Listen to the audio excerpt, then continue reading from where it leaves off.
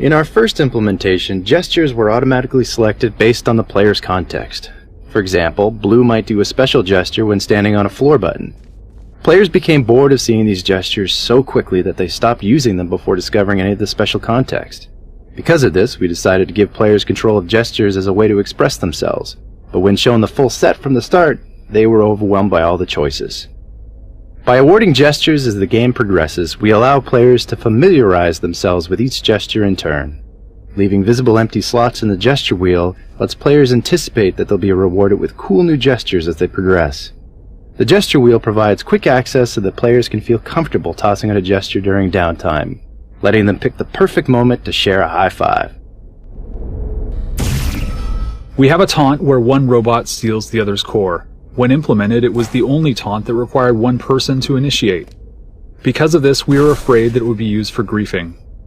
We were in the process of rethinking our approach when early playtesters rated this as their favorite taunt.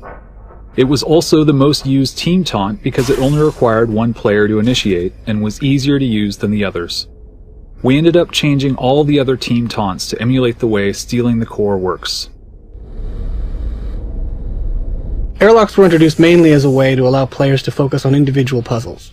In some of our early investigations, areas contained puzzles that were meant to be solved as a group, as well as others that were for individual solution. But we found that if players could move freely between them, they logically assumed that the individual puzzles were part of one big puzzle. This had bad results. For clarity, we created these airlock-like spawn rooms that act as checkpoints between puzzles. Once both players entered the airlock, we lock off access. In Left 4 Dead 2, we authored simple, fogged, black versions of the world as monolithic models to avoid the CPU overhead of rendering the world again for water reflections. This worked well for the Left 4 Dead 2 outdoor environments where most light comes from the sky. But Portal 2 is almost entirely indoors, so the color and value of the world geometry is apparent in the water reflections. Since the Portal 2 world geometry is relatively simple, we automatically build a version of the world geometry that has a single texture that combines both lighting and surface shading, along with another texture that has just surface shading. The latter texture is used when rendering dynamic lights. These textures are at the same spatial resolution as the light maps and get packed into a single large atlas texture per level. Drawing this simple world imposter takes very little CPU time, which was a limited resource on Portal 2 due to the many portal views, split-screen views, and water reflection views that we needed to render. We initially planned on using the world imposters only for water reflection rendering, but we ended up using it to improve the performance in split-screen mode, where it is used for rendering distant portals and portals that are 2 levels deep. We also used the world imposters to render water in full-screen co-op mode to give us some performance overhead, since the co-op mode has more portal views to render than single-player mode. Normally in games when players die, they see this as a big failure. But in Portal, death is a normal part of the puzzle-solving experience. In co-op, death not only happens more frequently, but it can happen at the hands of your partner, purely accidentally, of course. We felt it was important to not only make death no big deal, but to make it fun. Early on, we tried some elaborate death animations, such as showing your robot slowly getting crushed under a giant crusher. These were awesome to watch, but they quickly became repetitive. Also, after a very short while, players grew afraid to take risks. The fear of having to wait a long time before trying again prevented them from simply playing and experimenting in a spirit of fun.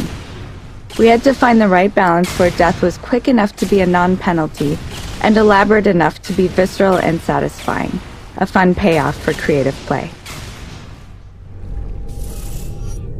We noticed that after playtesters had solved a difficult puzzle together, they'd sometimes pause before funneling through the exit door to repeatedly jump up and down in excitement. We realized that these meeting places would be the perfect time to allow players to high-five each other and celebrate their victory in style.